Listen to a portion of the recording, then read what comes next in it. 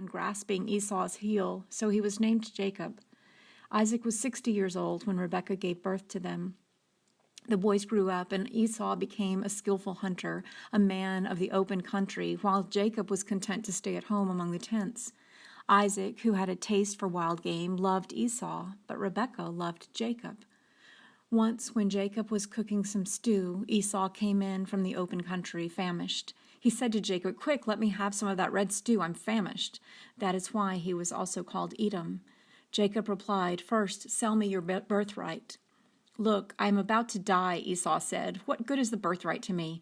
But Jacob said, "Swear it to me first." So he swore an oath to him, selling his birthright to Jacob. Then Jacob gave Esau some bread and some lentil stew. He ate and drank, and then got up and left. So Esau despised his birthright. And then picking up in chapter 27 of Genesis. When Isaac was old and his eyes were so weak that he could no longer see, he called for Esau, his older son, and said to him, "My son." "Here I am," he answered. Isaac said, "I am now an old man, and I don't know the day of my death. So now then, get your equipment, your quiver and bow, and go out into the open country and hunt some wild game for me. Prepare me the kind of tasty food I like and bring it to me to eat, so that I may give you my blessing before I die." Now Rebekah was listening as Isaac spoke to his son Esau. When Esau left for the open country to hunt game and bring it back, Rebekah said to her son Jacob, "Look, I overheard your father say to your brother Esau, 'Bring me some game and prepare me some tasty food to eat, so that I may give you my blessing in the presence of the Lord before I die.' Now, my son, listen carefully and do what I tell you. Go out to the flock and bring me 2 choice young goats, so I can prepare some tasty food for your father, just the way he likes it. Then take it to your father to eat, so that he may give you his blessing before he dies." Jacob said to Rebekah, his mother, "But my brother Esau is a hairy man, while I have smooth skin. What if my father touches me? I would appear to be tricking him and would bring down a curse on myself rather than a blessing." His mother said to him, "My son, let the curse fall on me. Just do what I say. Go and get them for me." So he went and got them and brought them to his mother, and she prepared some tasty food, just the way his father liked it. Then Rebekah took the best clothes of Esau, her older son, which she had in the house, and put them on her younger son Jacob. She also covered his hands and the smooth part of his neck with goat skins. Then she handed to her son Jacob the tasty food and the bread she had made. He went to his father and said, "My father." "Yes, my son," he answered. "Who is it?" Jacob said to his father, "I am Esau, your firstborn. I have done as you told me. Please sit up and eat some of my game, so that you may give me your blessing." Isaac asked his son, "How did you find it so quickly, my son?" "The Lord your God gave me success," he replied. Then Isaac said to Jacob, "Come near so I can touch you, my son, to know whether you really are my son Esau or not." Jacob went close to his father Isaac, who touched him and said, "The voice is the voice of Jacob, but the hands are the hands of Esau." He did not recognize him, for his hands were hairy like those of his brother Esau, so he proceeded to bless him. "Are you really my son Esau?" he asked. "I am," he replied. Then he said, "My son, bring me some of your game to eat, so that I may give you my blessing." Jacob brought it to him, and he ate, and he brought some wine, and he drank. Then his father Isaac said to him, "Come here, my son, and kiss me." So he went to him and kissed him. When Isaac caught the smell of his clothes, he blessed him and said, "Ah, the smell of my son is like the smell of a field that the Lord has blessed. May God give you heaven's dew and earth's richness and an abundance of grain and new wine. May nations serve you and peoples bow down to you. Be Lord over your brothers, and may the sons of your mother bow down to you. May those who curse you be cursed, and those who bless you be blessed." After Isaac finished his blessing him, and Jacob had scarcely left his father's presence, his brother Esau came in from hunting. He too prepared some tasty food and brought it to his father. Then he said to him, "My father, please sit up and eat some of my game, so that you may give me your blessing." His father Isaac asked him, "Who are you?" "I am your son," he answered, "your firstborn, Esau." Isaac trembled violently and said, Who was it then that hunted game and brought it to me? I ate it just before you came, and I blessed him, and indeed he will be blessed." When Esau heard his father's words, he burst out with a loud and bitter cry and said to his father, "Bless me too, my father." But he said, "Your brother came deceitfully and took your blessing." Esau said, "Isn't he rightly named Jacob? This is the second time he has taken advantage of me. He took my birthright, and now he is taking my blessing." Then he asked, "Haven't you reserved any blessing for me?"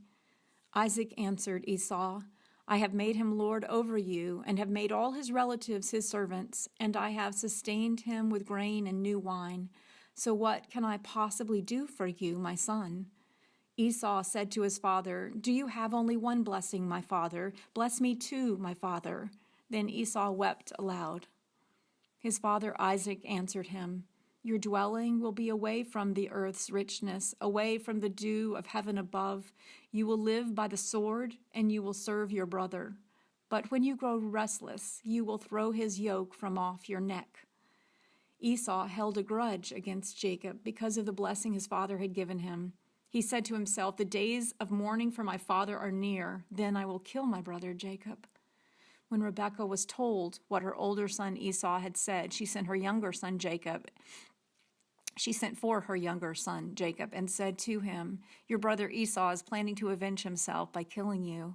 Now then, my son, do what I say. Flee at once to my brother Laban in Haran.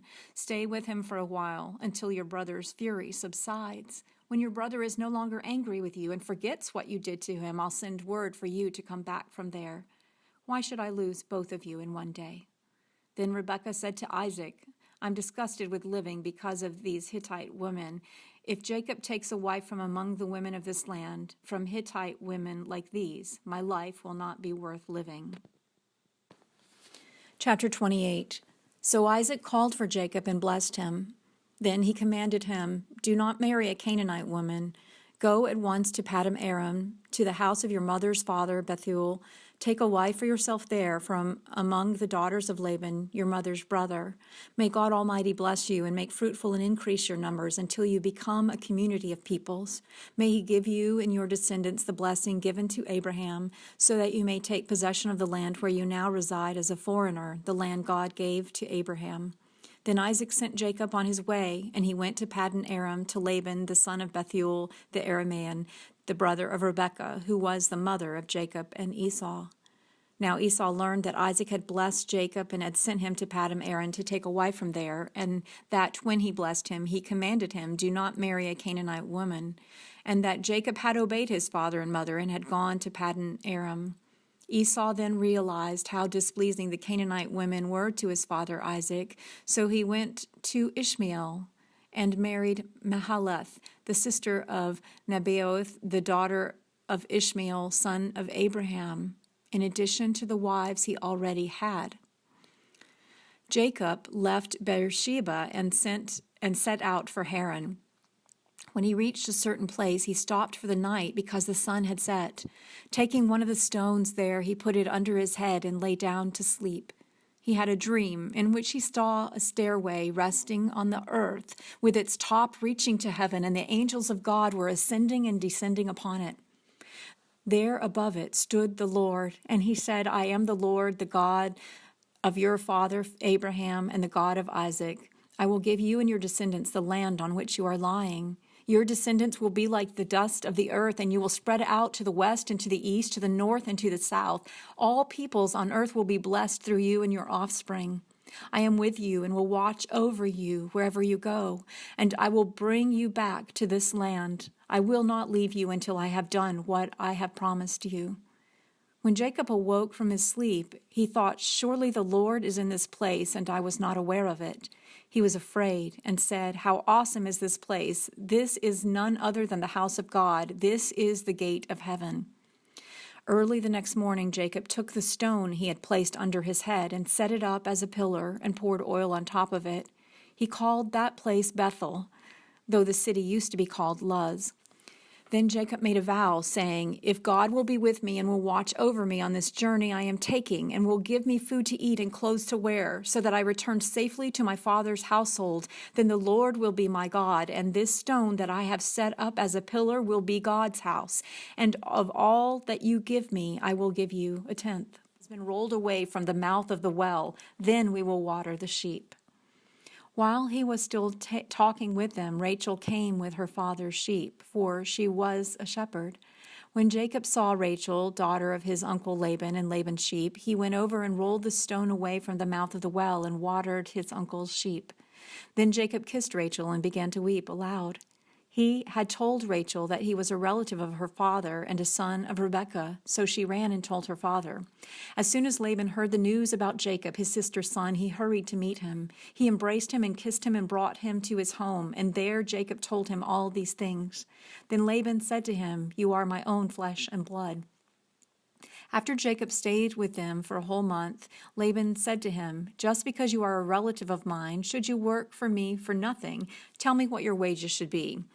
Now Laban had 2 daughters. The name of the older was Leah, and the name of the younger was Rachel. Leah had weak eyes, but Rachel had a lovely figure and was beautiful. Jacob was in love with Rachel and said, "I'll work for you 7 years in return for your younger daughter, Rachel."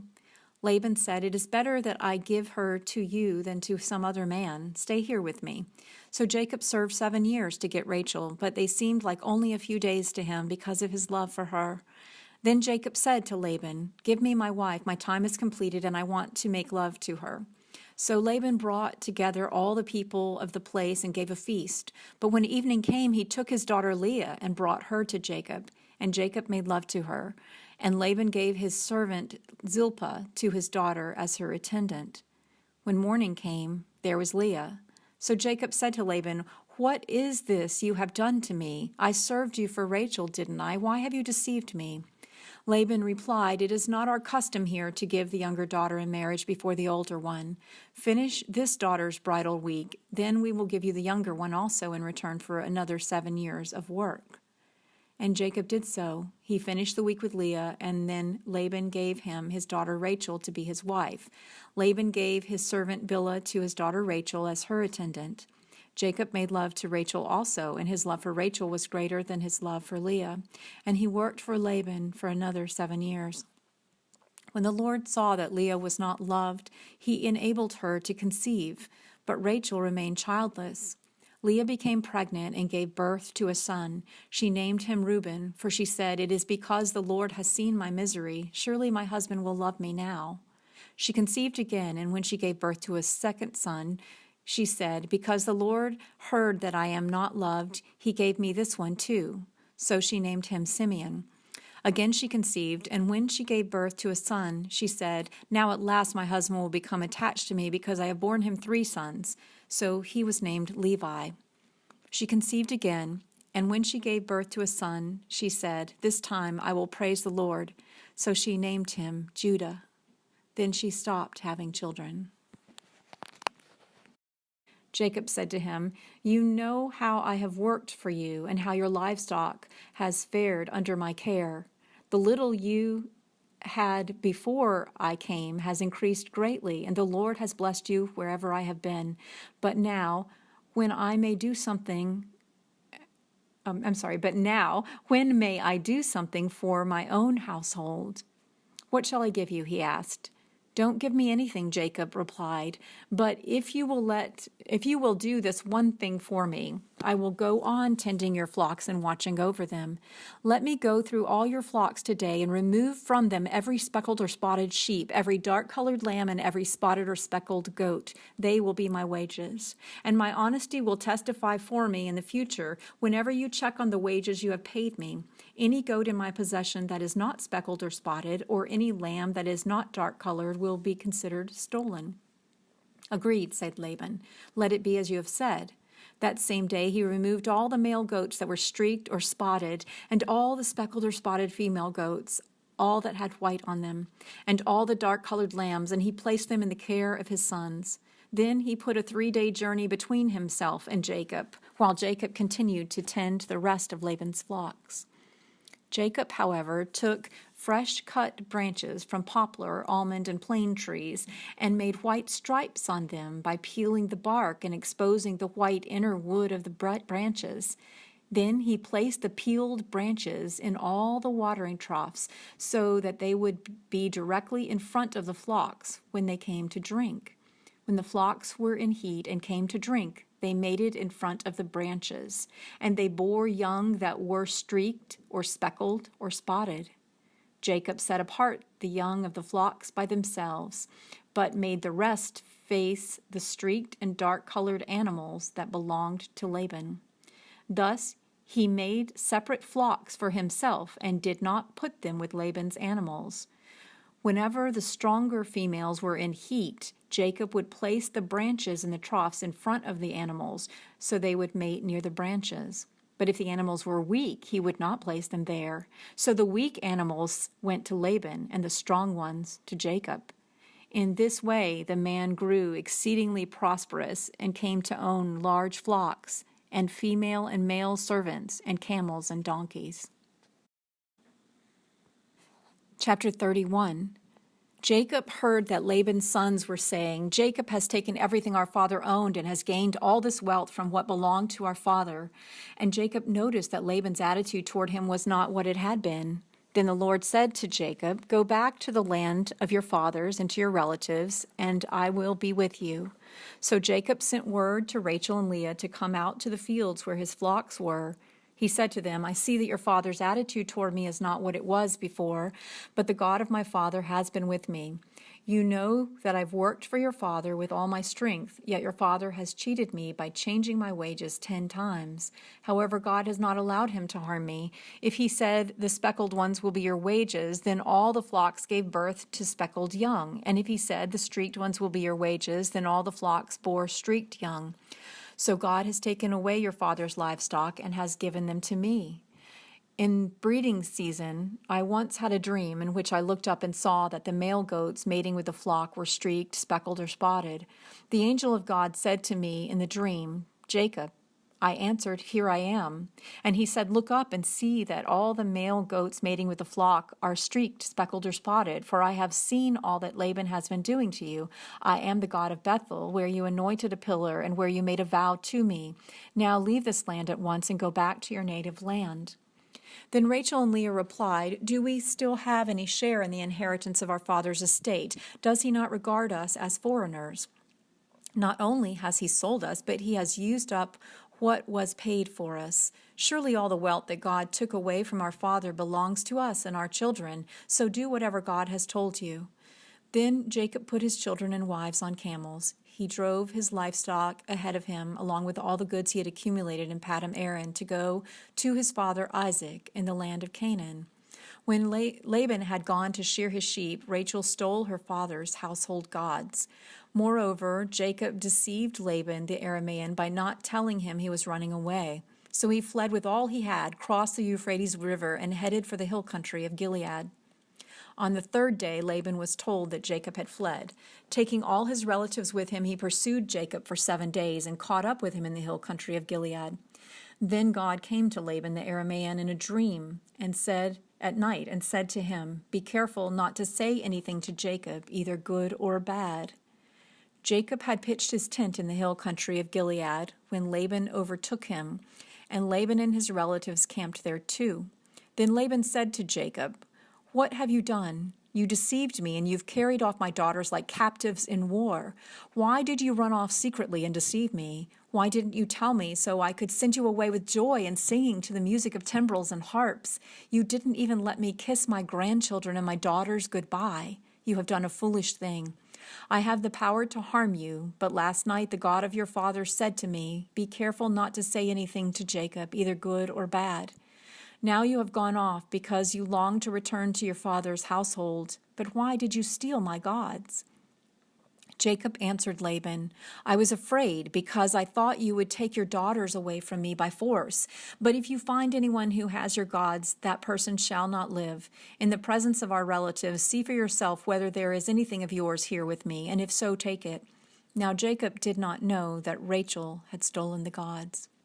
So Laban went into Jacob's tent and into Leah's tent and into the tent of the 2 female servants, but found nothing. After he came out of Leah's tent, he entered Rachel's tent. Now Rachel had taken the household gods and put them inside her camel's saddle and was sitting on them. Laban searched through everything in the tent, but found nothing. Rachel said to her father, "Don't be angry, my lord, that I cannot stand up in your presence. I'm having my period." So he searched, but could not find the household gods.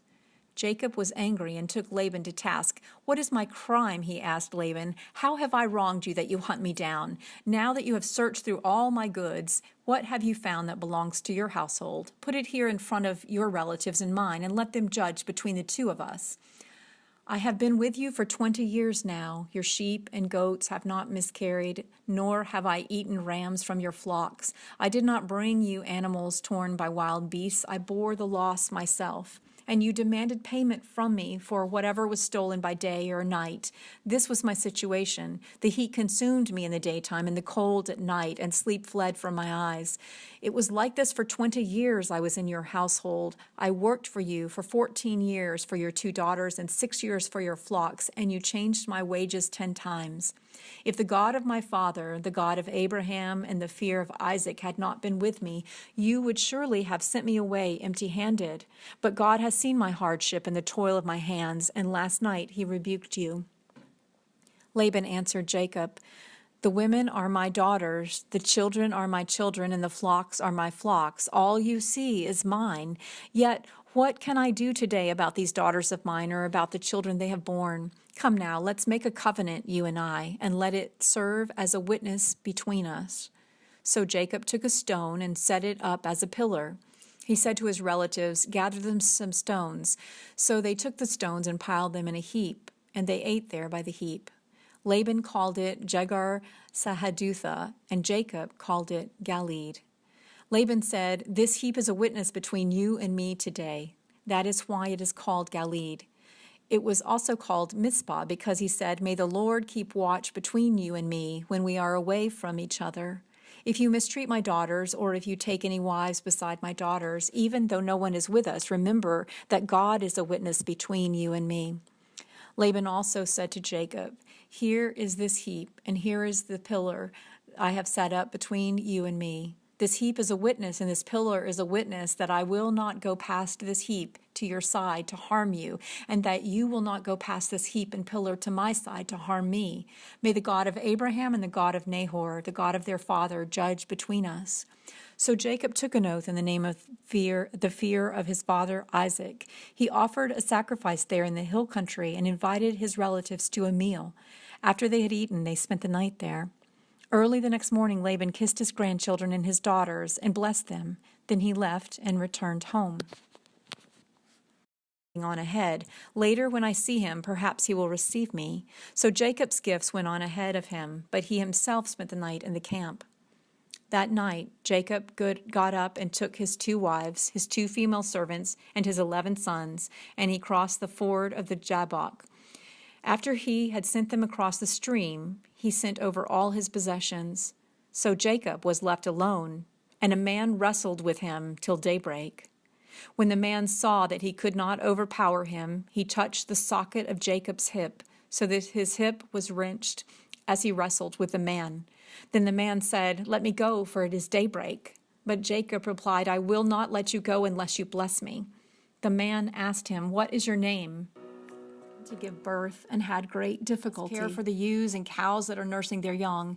If they are driven hard just one day, all the animals will die. So let my Lord go on ahead of his servant while I move along slowly at the pace of the flocks and herds before me and the pace of the children until I come to my Lord in Seir. Esau said, "Then let me leave some of my men with you." "But why do that?" Jacob asked. "Just let me find favor in the eyes of my Lord." So that day Esau started on his way back to Seir. Jacob, however, went to Succoth, where he built a place for himself and made shelters for his livestock. That is why the place is called Succoth. After Jacob came from Paddan Aram, he arrived safely at the city of Shechem in Canaan and camped within sight of that city. For 100 pieces of silver he bought from the sons of Hamor, the father of Shechem, the plot of ground where he pitched his tent. There he set up an altar and called it El Elohe Israel. His servant Zilpah, Gad, and Asher. These were the sons of Jacob who were born to him in Paddan Aram. Jacob came home to his father Isaac in Mamre near Kiriath Arba, that is Hebron, where Abraham and Isaac had stayed. Isaac lived 180 years.